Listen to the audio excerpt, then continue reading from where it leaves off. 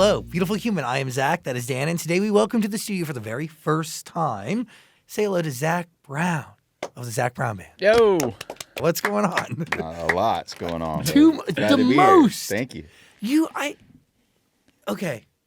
Let's start with Sphere, because I think the Sphere shows is kind of a testament of your character and who you are as a person because of the feat that this level of production is.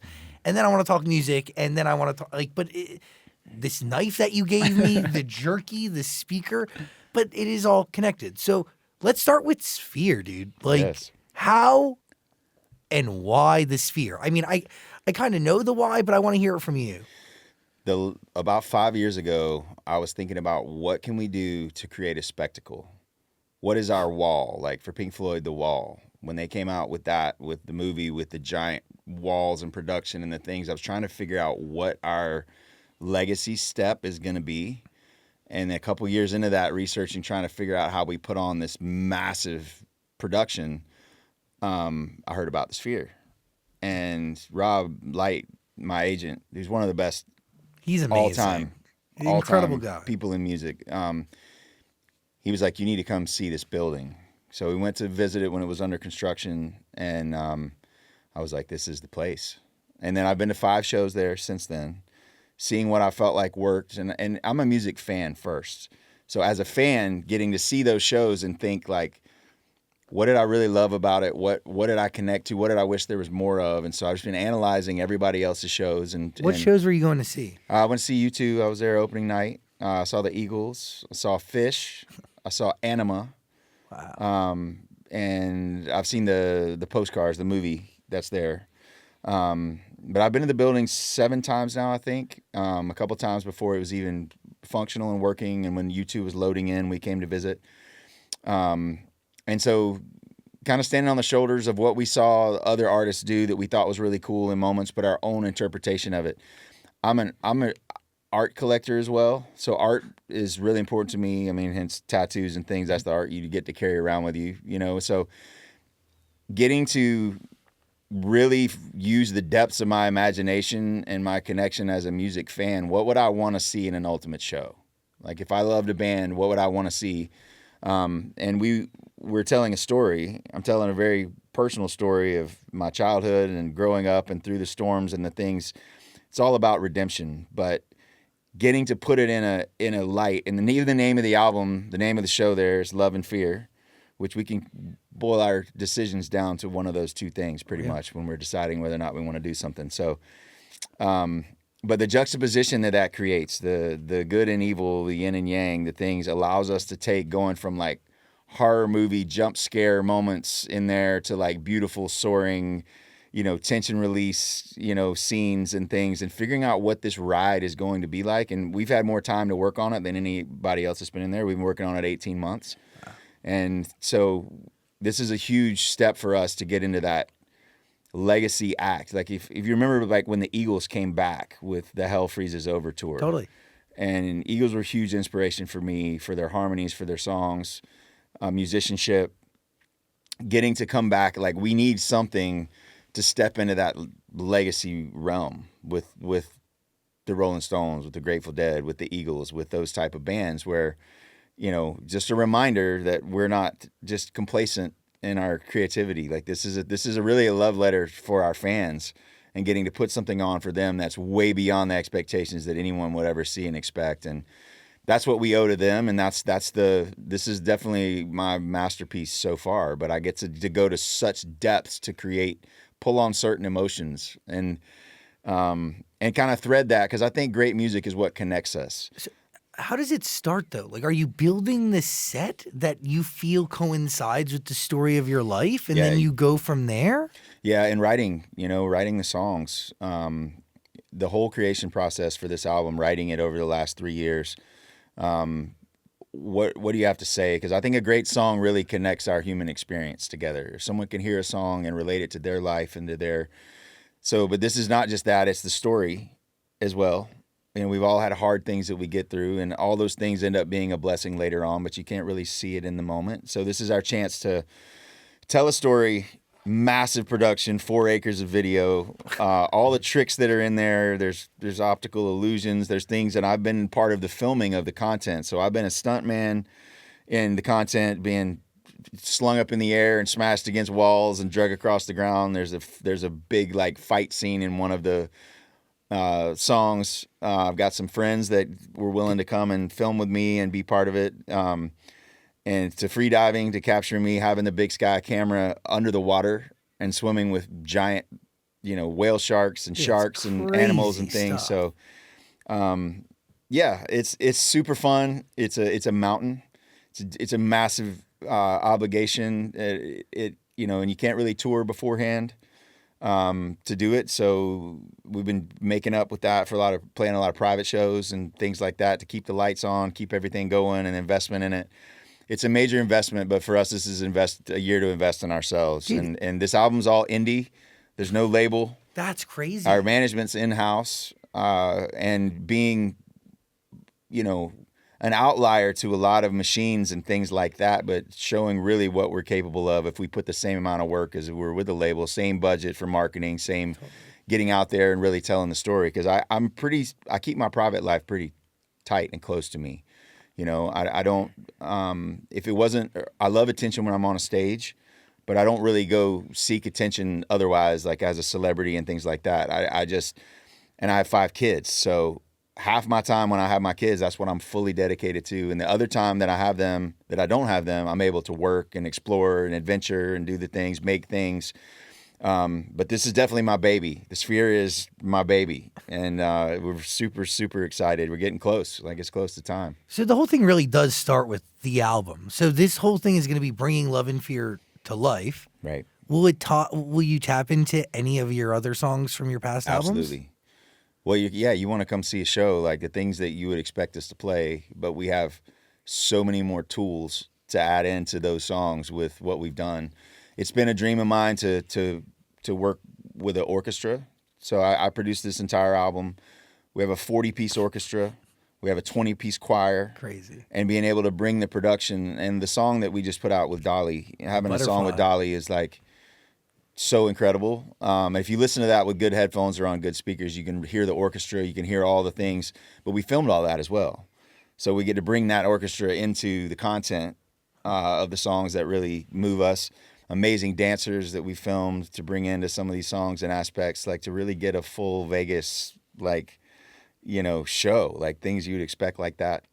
And just taking the stroll through all the human emotions and what makes us the same, and hopefully it's inspiring. That's the goal. I mean, the talking about the struggle that's in there is all about the redemption that comes with just keep going, doing what you do and what you love to do. And it's served me in my life really well to just put myself at a worthy cause to try to create, not let the adversity change who you are, not let the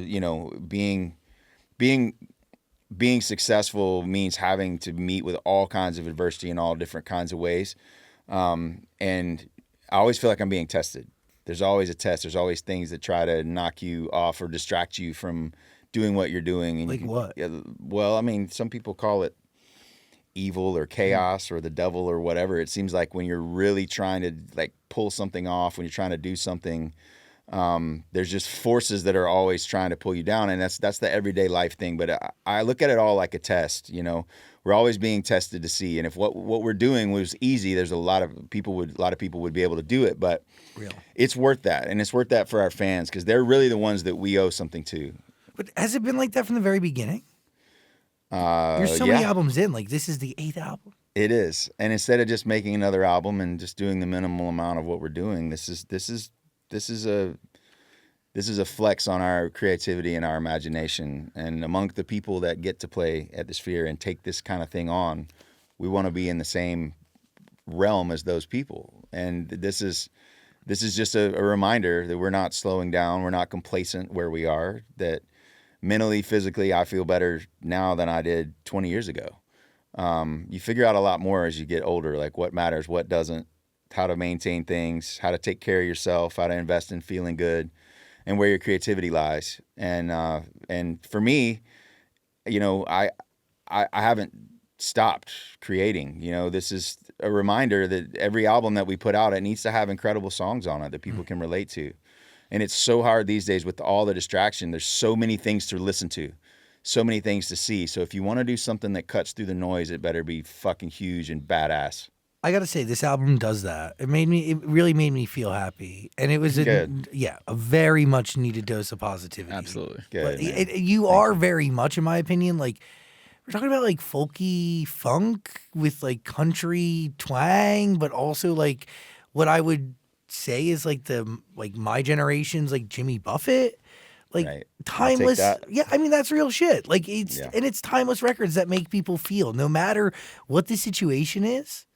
You have songs that come on and like it is instantly switches the mood for the better. I love that. I've got Bob Marley tattooed right here. He's one of my favorites all time. If you get into funk and you listen to Bob Marley, it's hard to kind of stay there because, you know, good music, it not only carries a story, but it carries a spirit with it. And the people that I've resonated with, Jimmy Buffett was another one, such an incredible writer, such an incredible soul. I was lucky enough to be friends with him and have him as a mentor and somebody I could ask questions to that very few people in the world could answer. Real. And being, you know, and Jimmy, we did Crossroads together, and Jimmy gave me the torch. He's like, I'm handing it to you. So I don't take that lightly. And he created experiences when people come to his shows, they leave their entire life behind for that night. And they get to just feel good and escape from whatever it is or celebrate in whatever their life is. But we're a live band, and we're a really hard one to understand until you come see us live, and the diversity that we can do, the genres that we can hop in and out of. Crazy. I saw you guys at SoFi. It was amazing. Oh, thank you. It was so good. Thank you. Yeah, so it's a testament to my band and to everybody, and our goal is just to do really big, incredible production from this point on. Like this is the beginning of the next era for us. What questions did you have for Jimmy Buffett? Oh man, a lot. Life balance, business. You know, Jimmy didn't really stay many places for more than 72 hours. He was in for like 3 days and then he was out, and he just stayed on the move, and he's always cooking things up. You know, his licensing deals and the things he created with Margaritaville and the team he created that, you know, with on that. I'm working with those people now.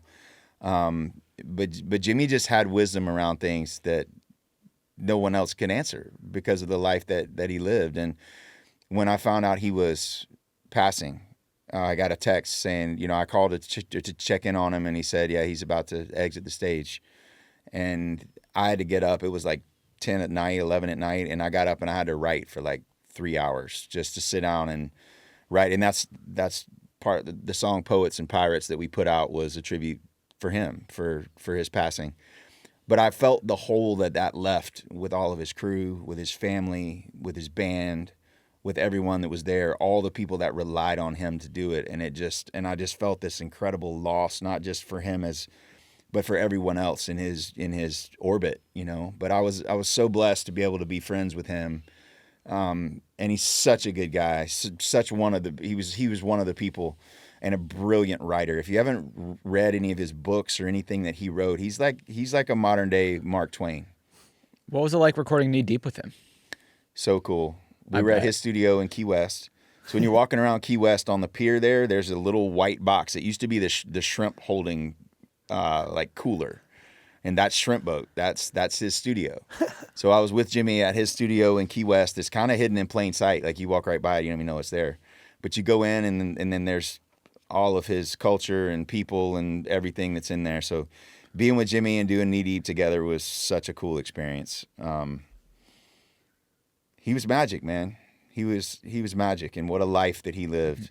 And from being like a gangster early on, like in his music days and flying stuff around, to like he's lived a lot of lives, and just such an incredible man, such an incredible artist. But the feeling that he gave people when he came to their concerts, we want to keep that going. It's a vital feeling. People need to have that, honestly, quite frankly, to survive, right? Like it is needed. Music is medicine. Can we break down how you write for a second? Yeah. Like, do you write in the throes of emotion? Do you write when you figure things out and can rationalize it? Do you use writing songs to rationalize it? Music has been my therapy since I was very young.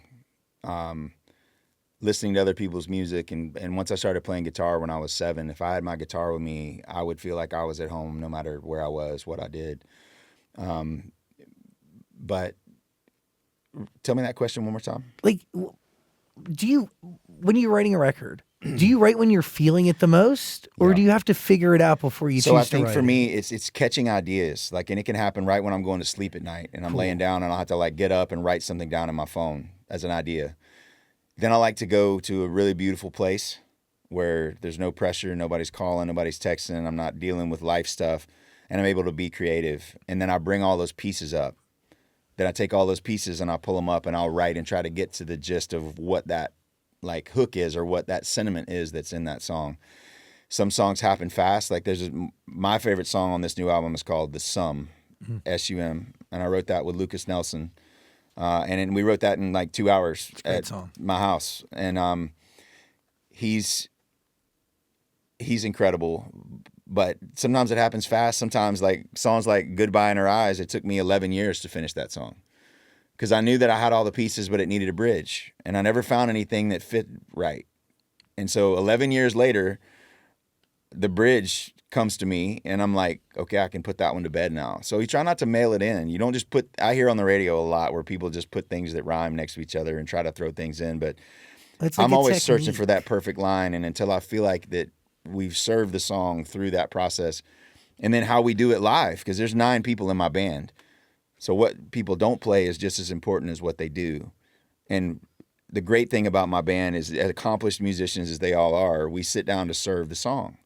What does this song need? What's the dress we're going to put on it? And we let the song become what it wants to be, kind of in the vibe and feel of things. So at what point do you bring in instruments, or what are you writing on, a guitar? I write on a guitar, yeah, or piano. Like Butterfly is the first song I wrote on the piano. I've never written on the piano. So that was the first time. Why did you choose to switch it up? I was sitting down and just, I don't play a lot of piano. I can do it. I can accompany myself on a handful of songs. But I sat down and everything is flat on the piano. You can see all the notes like just in a line. And a guitar, it's like a whole bunch of repeating lines and patterns and things. So it's nice to break out of what the thing is, because you kind of feel like you're trapped in your guitar, like to chords and things that you naturally go to. But the piano puts you in a different state of mind. Like the melodies ended up being different because I wasn't playing things on the guitar that I was kind of used to or comfortable with. It happens all different kinds of ways. Sometimes I'll have a conversation and things that we say, and I'm like, that's a song. Like it's a phrase that's in it, and I'll write that down. And it happens fast sometimes, it's slow sometimes. Sometimes it's the melody first, sometimes it's the lyric first. Every possible way it happens. But I've been writing with a guy that is probably my favorite I've ever written with. His name's Chris Galbuta. And he and I together, like, he's my guy. Like, we sit down and we write 2 or 3 songs in a day, and I'm really proud of all of them. And having people to collaborate with and write with that you really trust and respect. And it doesn't matter whose idea it is, but when the right line or right piece comes up, you both recognize it. You're like, that's it. It doesn't matter who it comes from. But it's an egoless thing, too. Yeah. And it's a vulnerability. Like, you have to be really positive in a space when you're creating and throwing things at the wall. You're like, I like that. Let's use it for now, and then let's see if we can beat it. And then sometimes those lines end up staying. You like it more later, or you find the thing that was missing to try to beat it. So I love the process of chasing down a song. Chicken Fried.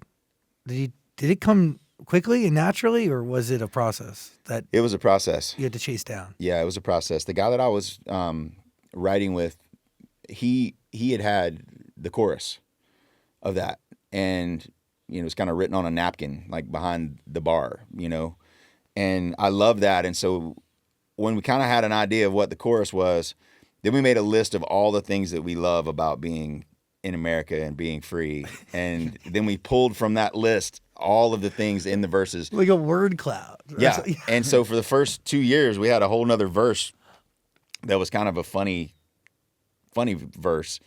But I knew it wasn't the right one. I knew we could beat that one. And then the patriotic verse came to me. And that's when it's like, this is a chance to like give props to all the people that have sacrificed so that we can be free here, living our American dream, so that we can be free here to play music and create and grind and do the things that we do. So it's that was a journey. I mean, it was years of working on that song, and I was playing it in bars. I was playing it every night with this other verse in it before we had the final one together. So I think it's just really not settling. You don't settle for mediocrity. If there's a mediocre line in it, then you got to keep fighting and keep going until you find the right one, and just not settling. I think that's the way you get to a good song. How does your life change after the success of Chicken Fried? And was the band prepared for it? Man, we were traveling in vans and, you know, sleeping against the window in a truck. I did that for 6 years, playing 6 nights a week for house gigs all over the Southeast. And I'd already written Chicken Fried and been playing it in bars. But after Chicken Fried came out, you know, we started traveling on a bus, and I could actually lay down and sleep on the way to shows. But we were playing 6 hours a night, 6 nights a week for 10 years. Holy shit. That's a lot. And that song's 10 in the years. set for years of it before it blows up. Years. But we knew. And what I had to do, So cool. if I had gone to Nashville and tried to go to a place that had live music to go play, I would have gone broke, because you might make $50 a night where it's saturated with great musicians and things like that. So what I did is I went into sports bars that didn't have live music. It was like, I want to come play here every Tuesday, or someplace it'd be Wednesdays, and give me a free tab, you know, give me some food and some drinks. I'm going to play here every week, and then eventually I want to be able to take the door. So we'd have 300 people at a sidelines on a Wednesday night, which is massive for the bar owners, because you only make your money Friday, Saturday nights. The weeknights you're losing money. And so that's what we did. We built house gigs that were, you know, in the Georgia, Alabama, and Florida, and we played 6 nights a week for 10 years. And we built these house followings, and then we'd have 300 people coming in on a Wednesday, and that moved into going to theaters and then going to honky tonks and going to other things. But most of our fans, we've earned one room at a time and put in the work to do that. And these days you can become famous off of YouTube or whatever, and then you get out in the world. But I think the greatest lessons that I learned from that was how you treat people. Totally. The guy swamping the bar at the end of the night would be the only person listening to us sometimes. And you get to be friends with those people. Like, I can still go into Dixie Tavern that I played in. I go in the kitchen, Alejandro, same guy that was cooking there, still cooking in there. I can go and give him a hug and see him and say, hey. But the life lessons that I learned about treating people like gold along the way was one of the greatest things. And I hear a lot of things. There's a lot of really successful artists that are out there now, and they don't treat people very well, because it was kind of like all of a sudden they're super famous and it's ego and it's all these things. But when you've paid as many dues as we have as a band, you learn the value of just being, I'm no better than anyone that works with me or anyone that I play for or any of that, and keeping that perspective. Every night that I go out on stage and there's tens of thousands of people there, I'm always reminded in that moment, wow, this is what I get to do for my job. Like, I never get, and I go home and I'm the house bitch when I'm at home. I got 5 kids and I'm running around. I'm like, you know, volleyball dad, basketball dad, running around. And just swiping a credit card. And then I go out on the road, and it's like, you know, people bring me food and they take care of me, and I go out and entertain people. But every week I'm reminded that I'm not a big deal. What you can do with the right people working together for the right intentions, the right reason, and all of that is what really makes the magic. That is so deeply accurate, and it is true. Like, to be conditioned in that way is so deeply invaluable. And yeah, like, it's a journey, but it's a journey that was well spent and will allow you to stay here for so much longer. Right? For sure. And I started probably 5-6 years ago figuring out anything that I can invest in myself to feel good, to be good, from life coaches to therapists to plant medicine to whatever I can do to get out of my own way, to let go of anything that's holding me back from being creative, from being able to be the best dad that I can be, the best partner that I can be. And it's always a series of tests and always those things. Being the leader can be really stressful and lonely at times, and it's a cross that you choose to bear by doing it. And so I'm trying to work on, it's always a balance, it's always a moving target, and every few years you have to redefine what success means to you.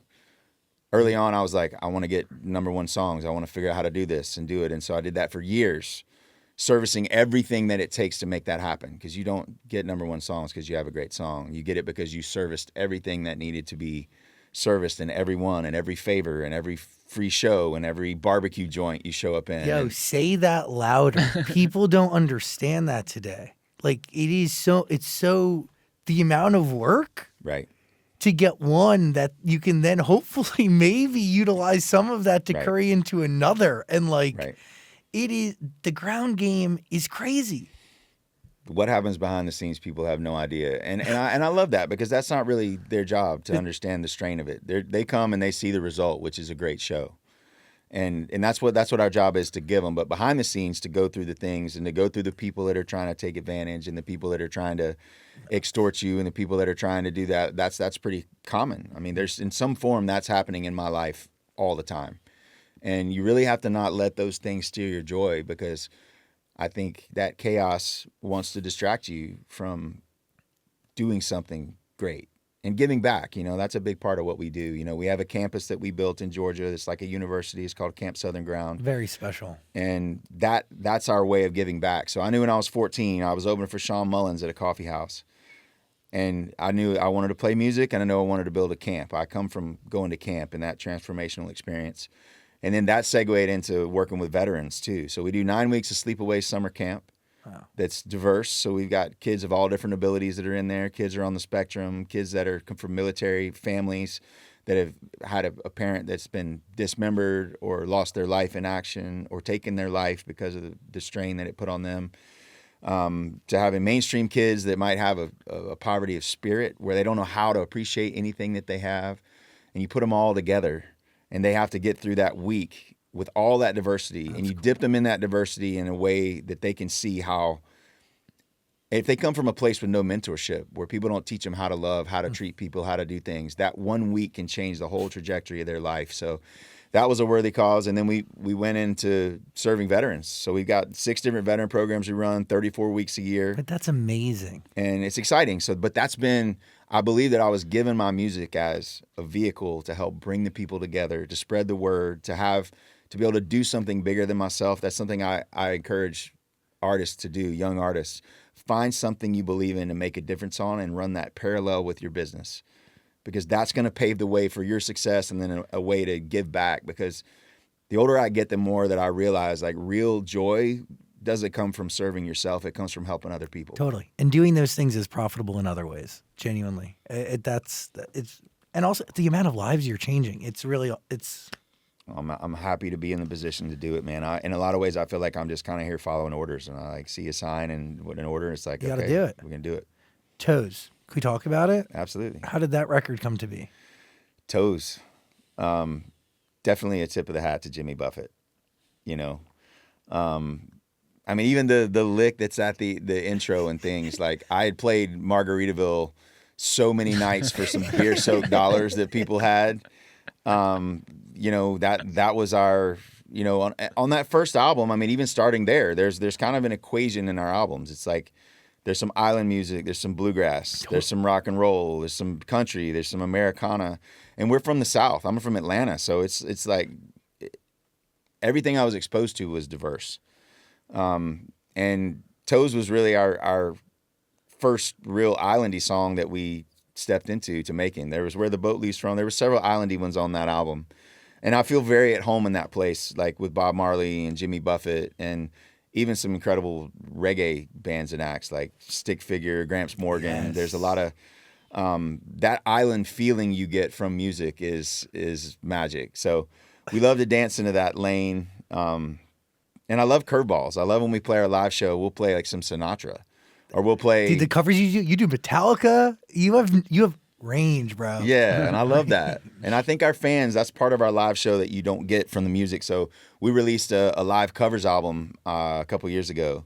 That's, you know, from the road. And so it's just our favorite covers that we've done, from covering Beatles to all of those things that we mentioned, to, you know, to The Who, to. But like only something a human being that has performed thousands and thousands of shows for absolutely nobody and the most amount of people could accomplish. Like every house show allows you to have the musicianship and the ability to literally do whatever you want every day.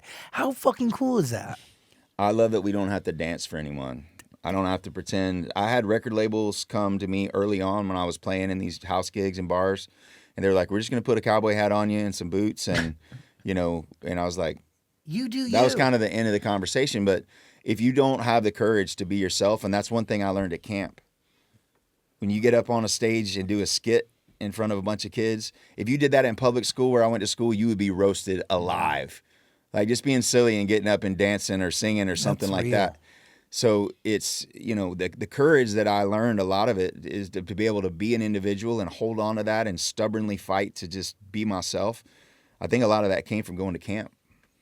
That's really true, right? Like, because in school you may not have that safe space, but at camp you don't really know these people.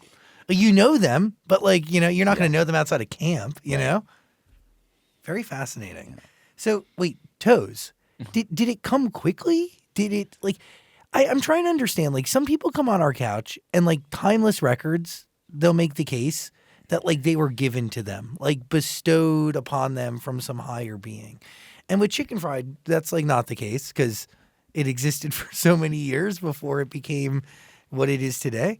But with Toes, like, was it a hard song to write? Not really. No, that one came pretty quickly. But every song is a wrestling match. You're wrestling with the lyrics, you're wrestling with the feel, you're wrestling with the timing, the phrasing, the whole thing. Some of those matches are easier than others. Toes was a pretty easy one, honestly. And we taught many, many children how to say ass way before they should be singing it and screaming it out loud. So I think they like that too. So, dude, it's so good. Well, why did we choose to start Love and Fear so positively? I ain't worried about it. One of my favorite songs. It's hard releasing one song and thinking that's the gist of an album, because our albums are kind of like this epic journey through things.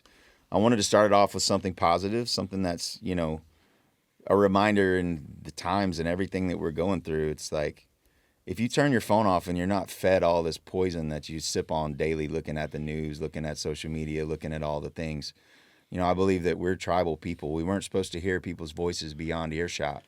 And the amount of voices and opinions that we have to hear of people that would never say those things to your face, they would never come up and say that. The amount of things that can stay on for kids, like cyberbullying, the things people can come up with a narrative and put it out about you. It doesn't have to be true. And you have to live with the consequences of that, and people saying, I'll never listen to him again, I'll never do whatever, without knowing any of the truth that's there. Like, we're in a very Wild West part of life and technology right now. And so for me, I have to try to disconnect from that. If there's big news going on, somebody's going to tell me in my vicinity, but I don't read those things. I don't read reviews. I don't participate really in social media. I have people that help me with those accounts because they're important for marketing and connecting and sharing things that we want to share. But for me, it's a human overload for me. And so I have to protect my creativity. I have to protect because if I get on and read about all the things that's happening in current topics, it's some form of manipulation, or it's some one-sided kind of a thing. You don't know the facts. You don't know what's true. And with AI now, you can just see a video of somebody, it's crazy, dude, clubbing a puppy to death. And it's like, you don't know if it's real or not. You don't know what's real. So there's so much. So I like to try not to participate in a lot of that. So and just go outside and look at your people, look at your family, look at your tribe, look at what you're doing. And if I stay in that mindset, then I'm not constantly being brought down and emotionally engaged in things that I don't even know are true. By the way, to not have to engage with the outside world is a blessing. Like, I wish I had, the strength and mental fortitude to not scroll as much as I do. It's painful, but everything you're saying is so true. Like, we are like travel people. Like, this idea that like we had to like travel and to meet up and share stories, and that's how we used to share information. Right. It was never this like instant information, instant gratification, instant conversation, instant, in a lot of cases, misinformation, unvetted stuff. It's crazy. It is. It's a drug. And they know how to tap into your interests and all your things and get you hooked. And I mean, I'm definitely addicted to my phone. I feel my phone vibrating sometimes when it's not even in my pocket. Dude, I have phantom vibration too. Yeah.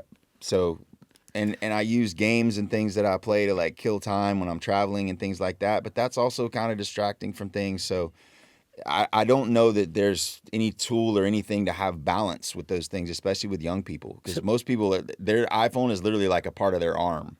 Kids don't even take it out of their hand. It's constant And So we're singing and we're saying that we're not worried about it, but are we maybe a little worried about it? I think it's all what you choose. There's so much good that's around you and love that's around you if you seek those things. Somebody said it this way, and it resonated with me. If you believe the world is ending and everything's falling apart and we're just at the end, that becomes your reality. And if you believe that there's love and connection and awakening and enlightenment, that becomes your reality. So the belief system that you choose to adopt and that you can change it. There's great tools online. Joe Dispenza is a guy that's super brilliant, really great at certain meditations and like romancing your future and what you want it to be, because our brains are a map to the past. Real. Everything that's happened, every trench that's through our brain from trauma we've had over things, that electrical pathway is completely open. And the part of our brain that feels trauma doesn't know time. So if something is triggering, if you had this trauma happen to you, something happens in real life that reminds you and sends you back there. The feelings that you get brought up, it doesn't know time. It puts you right back in that place where it exists. So it's so curious to me. Like, I want to understand where my trigger and where my trauma and those things come from and try to have somewhat of a reparenting or a reassessment of that situation and what I'm capable of growing from now, thinking about it rather than just acting. It's interesting. On it. So while you want to go back and do that, can you also come to the conclusion that like all of that happened in your past led you to where you're at today and gave you the success that you actually have? And that's my whole sphere story. Sharing things that were really uncomfortable, my childhood, things in my childhood, the home that I grew up in around mental illness and things like that. It's all of those things. Every hard thing in your life, and you can choose whether you're going to be a victim of your circumstances and that mindset, how that doesn't serve you at all, or you can be a victor of the things that happen and never repeat those things with anyone. Making people feel the way that you were made to feel. You can be a victor of all the hard things that have happened to you. And I think that's an important reminder. I think we're here to lift each other up. We're here to sharpen each other, to make each other better. And I really try in my circle to keep expanders around me, to keep people around me that are reminding me of those things and that lift me up, because the environment of people you keep around you and where you go and what you choose to do directly determines your success in business and your own personal mental health and all of those things. So I try really hard to keep people around me that are expanders. And it doesn't mean that I don't want those people that are out of my circle to not do well. It just means that I'm not going to invest my time in them. We only have so much time. Real. Yeah. You are the company you keep, and time is by far the most valuable substance on earth. Yeah. Because with that, you can do anything. Was your stepdad having OCD a part of what really kind of... I think it was a combination. He was OCD, but he also didn't have a father. His father was an alcoholic, left when he was young. He didn't have the mentorship to know how to be a good man. He was functional in school and business. He was a dentist. So his office was very clean kept and all of that. He was kind of a lazier guy aside from going to work and being a dentist. But that combo platter with my mom struggled with bipolar and being manic and wasn't properly diagnosed till she was 65 years old. And the combination of those two things growing up in it was crazy. I mean, it was literally a crazy house. I'd spend every other weekend with my dad, who was a great guy. But he'd had so many kids. He had me when he was 43. He'd already had around the kids and raised them. My oldest brother was 21 years older than me. Wow. So I was kind of living as a only child with my mom and my stepdad, who were both mentally limited. And when I was in college, I started studying abnormal psychology, and I learned all about my family. And that turned the rage and anger that I'd held into compassion, because you realize that they didn't choose to be that way. I mean, there were everyday choices that I didn't agree with and things like that, but knowledge is such incredible power. And in traveling and getting to see as much of the world and as many places and things as I've gotten to see, it was the greatest school that I could have ever asked for. Being around a lot of my friends' families, because when I turned 16, I didn't have any adult supervision at all. My dad had moved away. I'd moved out of the house with my mom and my stepdad when I was 14. And I spent a lot of time as a young man in and out of battered women's shelters, in and out of things, trying to take care of my mom. It's all of those things made me resilient. They built my character. They built my confidence and ability to stand up for people that are, being bullied, to stand up and to try to be.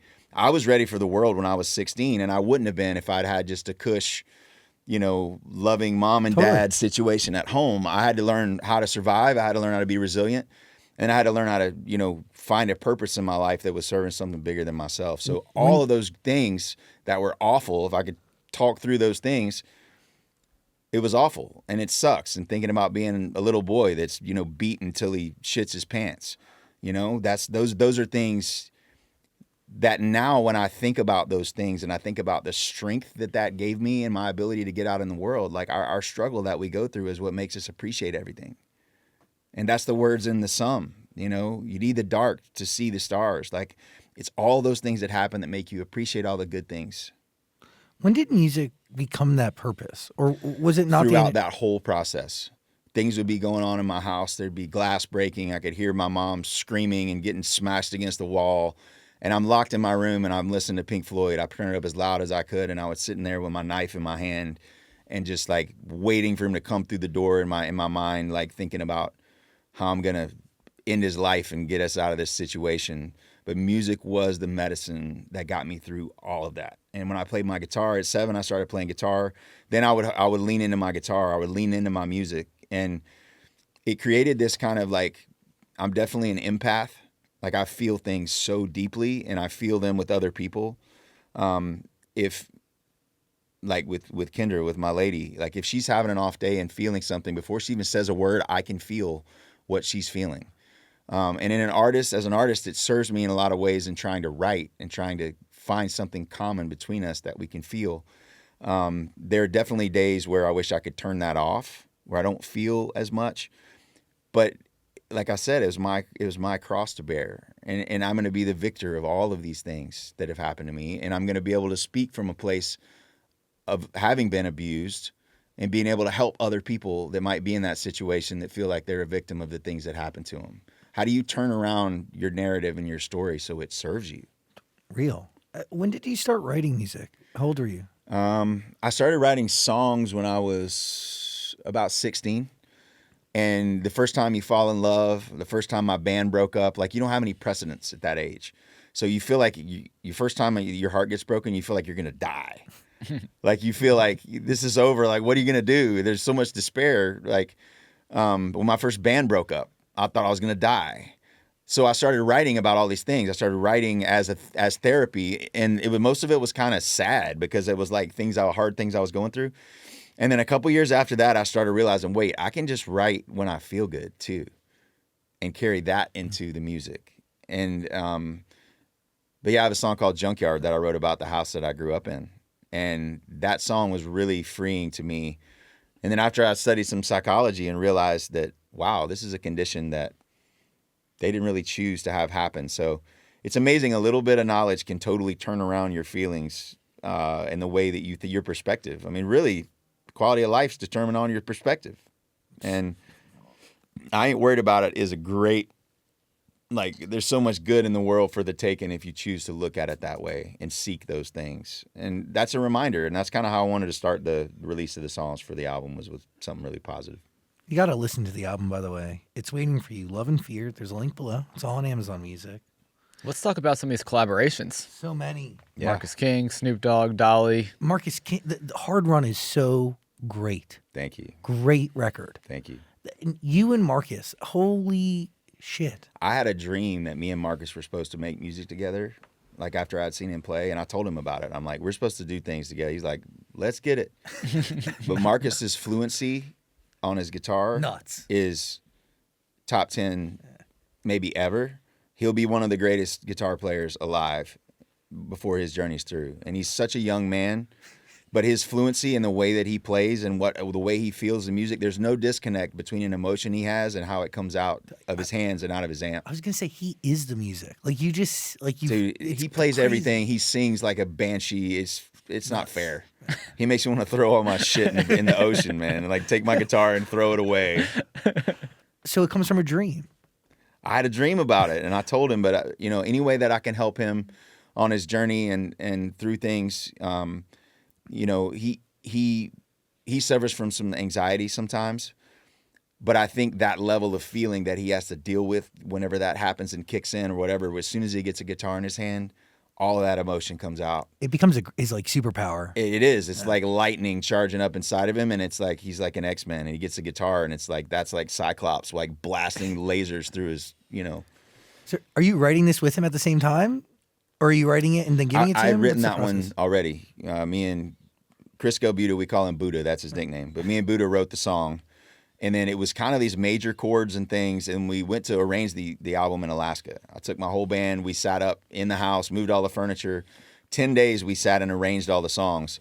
And I love that song, but it didn't have that minor kind of Southern rock feel to it.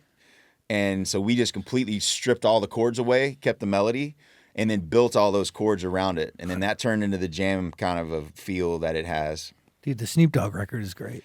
So fun. It is. It's so true to exactly who and what you are, and so true to who and what Snoop is. I knew when we had a herb song that I had to get Snoop on it, man. I just had to. And I love how it flexes from being just like our organic band and into, I made the beat for the hip hop part of that just in honor of Snoop. And it's funny. Somebody had shared with me a review, which I don't read, but people tell me about it. That somebody was like, "Oh, another band just going off the rails." Another, and I'm like, just because we experiment on one song doesn't mean we're abandoning things. And in between every Zac Brown Band record, I usually make a solo record.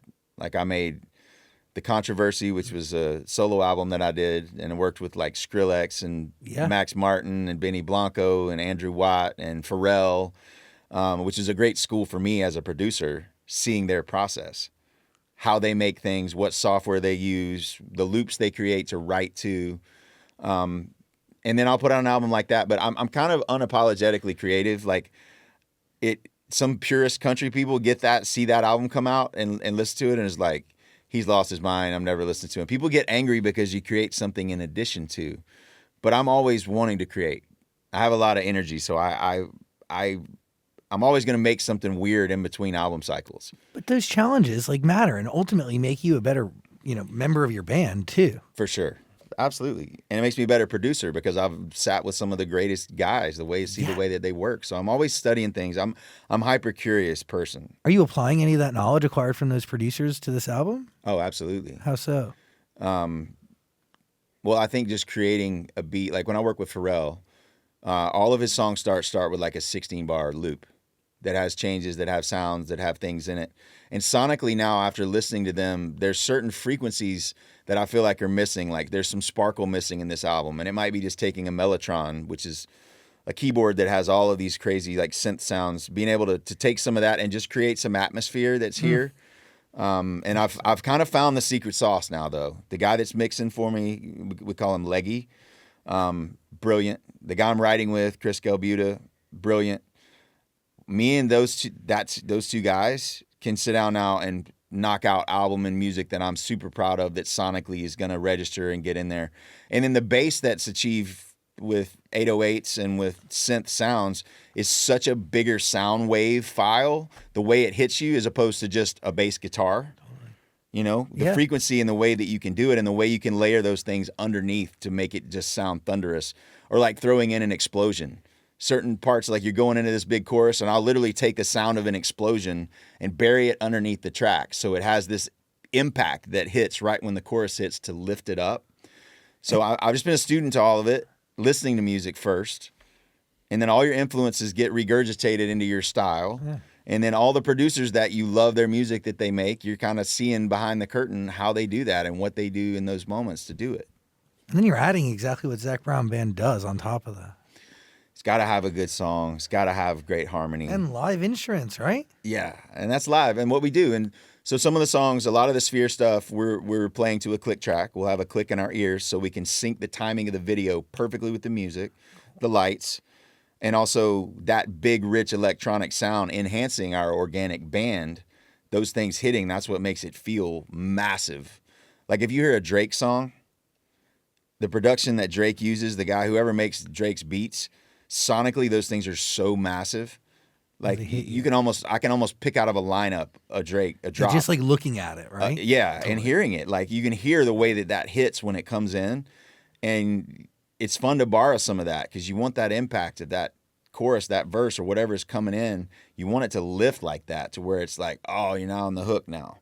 Do you feel any pressure that this Sphere show, even this album, is all on your shoulders financially? I mean, obviously from an artistic standpoint. 100%. Yeah. 100%. It's different, right? If you want to do something extraordinary, it requires an extraordinary effort. Yeah. And we're in it. We're way down the line in doing it and getting it there. And I like sharing some of the story about the things that go into it because people don't have any idea. But I think the result of it when people see it, no one's expecting what's going to happen. Were you surprised by even the cost of it, or? Yeah. It's insane. All of it. It's a mountain. It's a mountain because you can't tour. It's a mountain because of, the resource that goes into it. It's a mountain because of the time. It's a mountain because you're battling not getting taken advantage of by people that are making things. And, the budget comes through and it's twice what they told you it was going to be. And like, wow. And you're in the middle of it. Like, you can't give up. You can't move. You can't go backwards now. Yeah. So, but like I said, that's my war to fight and dragons to slay to get to the result, which is something people can come and really enjoy and hopefully find a bit of themselves in there and remind them that I'm just like them. The Sea Butterfly come to life. That Dolly record's really special. Thank you. You wrote the whole thing? Does she write any of it, or? She didn't write it, but I sent it to her and said, just sing whatever you want. And when I got back what she's saying, I had chill bumps. She's all over on my toes. It's amazing. The ninja shit she sang on that is unbelievable for any artist, any age. Like it is nuts. Prime. I couldn't believe the part she came up with because they sound like these beautiful melodies, but every one of them is a harmony that works with my line. And so disguising her own melodies as a harmony is masterful. And she's a master. She's a master. And there's like featuring on a record, and then there's what Dolly Parton does on a record, and it's like they're not the same. No, it's not the same, dude. She's so good, and she's still hot. It's crazy. She's so beautiful and so talented. Like just talking about her makes me flustered. Like whoa! Listen to the album; it's so good. It's waiting for you. Love and Fear. It's on Amazon Music. Talk to Alexa; she'll play it for you. What are you thinking? Can we talk about the album cover and the Salvador Dali connection? Yeah, for sure. Yeah, that's incredible. His protege. Yeah. So Louis Markoya, this art dealer that I know and friends with, I bought some things from him from time to time. He shows me this painting, and it was like, that looks like Salvador Dali's alive again. And he's like, actually, he worked with Salvador Dali. So anyway, I reach out to him, get to be friends with him. And when Dali died, he's an engineer. So when Dali died, he quit painting. And like 6-7 years ago, he started painting again. And he worked on the Lincoln with Dali. He worked on a lot of Dali's masterpiece paintings. And I think the things he learned from Dali and just his journey alongside of him for a long time, when he started painting again, and I got to be friends with him, and I'm like, I want this album to not just be about talking about the music because it's a visual display as well of imagination. And what if we did original oil paintings of the songs? And so he painted a surrealist painting of the songs and of the concepts of the album. And some of the content that we're doing is putting in the world of that painting and slowly bringing those things to life and animating them. But that's cool. Coming from his touch, man, he's really special guy, really very, very talented. But also to have some art, PR and angle for people coming in. Like, here's a display of the original oil paintings that are based on the lyrics of these songs and how it came to life. Hitting it from different angles, being independent, we got to figure out how we do guerrilla warfare. How do we get different editorial in on what we're doing and getting people to listen to it? Like, how do you get someone to pay attention when the average attention span now is like 30 seconds? Right. Isn't it crazy? We live in the most attention-divided ecosystem, quite literally, ever. And if you put out a whole album at one time, people aren't going to absorb the whole album. That's why we've been putting out one song, one, and then two, and two. Let people graze on it. Let people sit with those songs individually. Because I didn't want to come in and play an album, like play 6-7 songs off a new album in a show that people had never heard before. That's like real. It's you want to let them get familiar with them, and then they hear them again. So everything was strategic. It's things I've always wanted to do, but things that a label necessarily wouldn't have been on board with doing. So we're just proving a concept, the way we do it. What kind of art do you collect? It's all over the place, but it's really things that make me feel something. There's another amazing artist. I've got a lot of Lewis's originals. There's a guy, Greg Overton, that paints Native American subjects. He's one of my favorites. Caravaggio was one of my favorites, and the album cover itself reminded me if like Caravaggio and Salvador Dali had like painted something together. That image very much reminds me of that. But I've always been drawn to art, like the same way I'm drawn to music, same way I'm drawn to knives. It's like something that I feel. And in all my travels, like I have a painting that's from the school of Caravaggio, one of his students doing a self-portrait, but he's flaying Saint Bartholomew. Like one of Jesus's disciples that they skinned alive and crucified him to like bring terror out to people.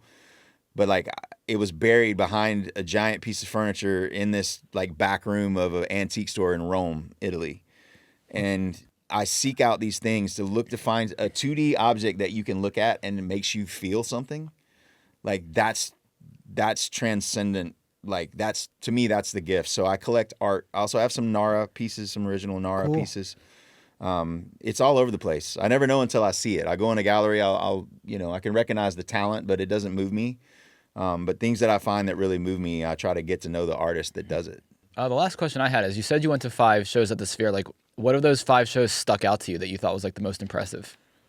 There were moments in all of them that were really impressive. I loved Anima's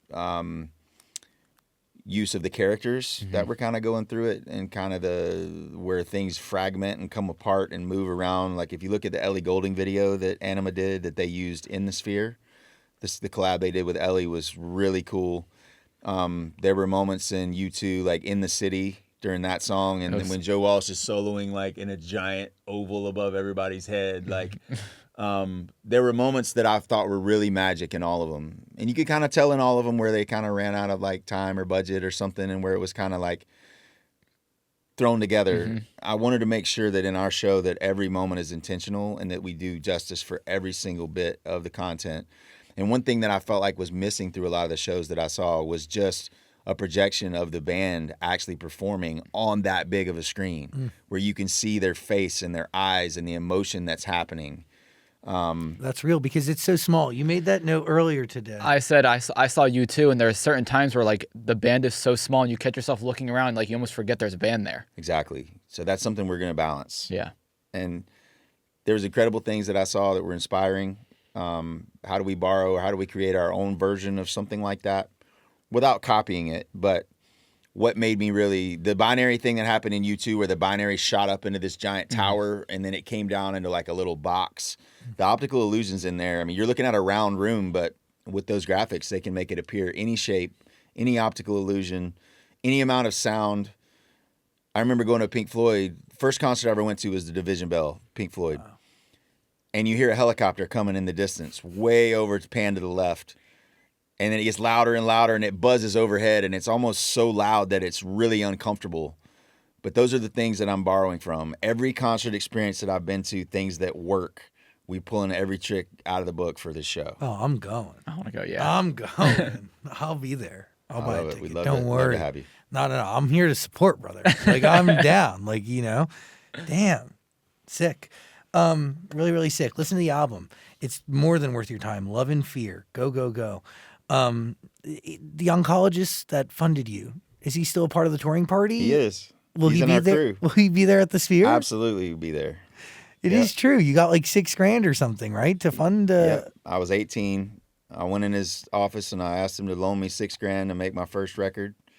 And I showed up 6 months later with $60, $100 bills and paid him back. And he helped me again later on. And because he believed in me at a time when he didn't have to or whatever, I do my best to take care of him, and we just take care of each other still. He's the doctor that kind of looks over our whole circus, helps everybody. And he's also on the SWAT team in Georgia. He's a medic on the SWAT team, so Casual. he can fill in for security and things as well. Sick. Yeah. By the way, like, it's those early believers that like you can change. I remember someone saying to me, I was probably 12 years old, "You're really good at this. You should keep going." It You should changes keep somebody's doing this. It can life. change their entire life. It's amazing. Yeah. Thanks for your time today and hanging Thank you. It out. was a pleasure. Also, the knife is sick. It is. This is very cool. You Thank make you. these. Yeah. When's the first time you made a knife? How I old was were you? 18 when I started making knives. And then comes from my production facility. Actually, during COVID, I sold everything. So a friend of mine manufactures them now. I had 165,000 square feet of manufacturing Whoa. before COVID started. And when COVID hit, I had to let go of 200 people, sell my building, sell my equipment, sell everything. The aftermath of that is how much creative headspace I have now that I'm not dealing with, personnel and employee issues and things. But it was interesting because you used touring, I guess, to subsidize things like that and get it going. And the second you can't tour. I couldn't tour for 3 years. Yeah, So I had to dude. get a line of credit because I own my masters for all my music as well. Wow. And I got a line of credit on that was massive. And I maxed it out 3 months before we were able to go tour again. But I had the best summer I've ever had with my kids. I was home every week that I had them in the summer. Game changer. And I was home away from my guitar for like 4 or 5 months. My guitar looked like work to me when you play 100 plus shows a year. And being at home for 4 or 5 months without playing, I picked up my guitar. I fell in love with playing my guitar. I fell in love with writing. I fell in love with all of it again. And then I was ready to get back out on the road and like, let's go. Let's do it. And all of that, like, by the way, like, then we get the comeback, we get two, and now we have this. Now we have Love and Fear. And we also had your own project in between that. But this is a very special album. Highly recommend listening to it. Tell your Alexa to play it. We good? Yep. Thanks for your time. Awesome, man. Thank you. No, I want to show you a trick with that knife. Too. Wait, Zac Brown. Wait, yeah, do it. What are you about to show me? So it sits nice and easy, like out of the way. Okay, You casual. can still get your hand in your pocket. So pull the clip free Okay. and get your fingers out of the way where the blade can swing. Yeah. A little pressure. Oh, shit. It opens. It catches this little notch here. And so if you're holding a box in your hand, you pull your knife out, you're ready. cut It's it- faster than a switchblade. Fuck yeah. Yeah. That's what I need. Is that something you helped design? It's actually comes from Queen Cutlery, which is like an old company that had a hook on their knife, so that it would open Damn. when it came out. So the patent's expired now. It's super old, and they had a hook, which is a little aggressive because sometimes it opens when you don't want it to. Yeah. But just with that little ridge on there, you can Genius. do it without. You have to intentionally make it. Yeah, it grabs the So denim cool. right there. Yeah. Damn, Zac Brown, everybody. Yeah. Thanks for hanging, man. Thanks, You're man. Great awesome. spending time with you.